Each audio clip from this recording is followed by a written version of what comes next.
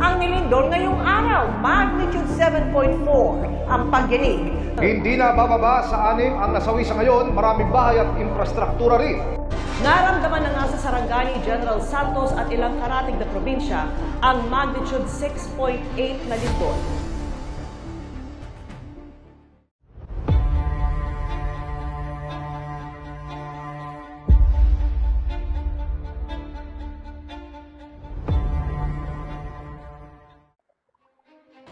Aldrin!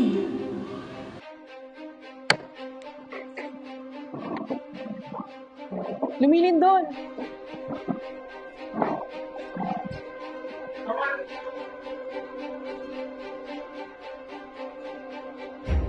Huwag ka magpanik.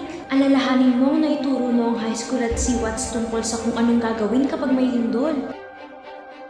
Hindi ganyan. Doon sa ilalim ng lamesa. Duck, cover, and hold. Pwede ka na tumayo. Bumaba ka na.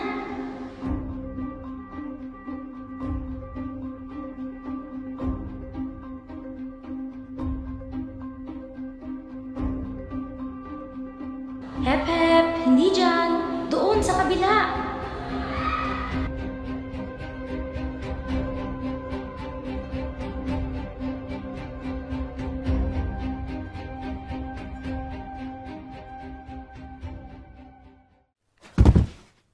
Mali ang ginagawa mo, Aldrin. Stay indoors until the shaking stops. Take cover under a table, bench, or desk. And hold on. Do not try to leave until the shaking is over. After the shaking stops, evacuate cautiously and take your important belongings or any emergency supplies. Look for signs of building damage or persons who were injured or trapped.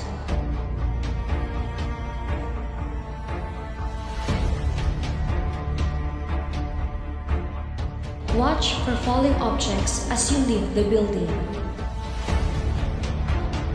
Go to a wide open space away from the building.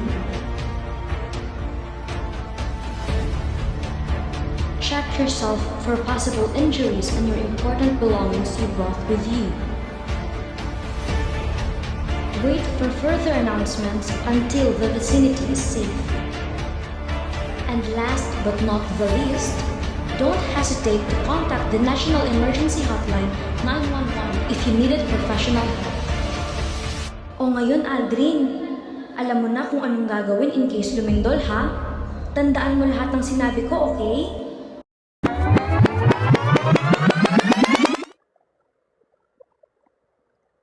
Aldrin! Aldrin! Aldrin! Hoy!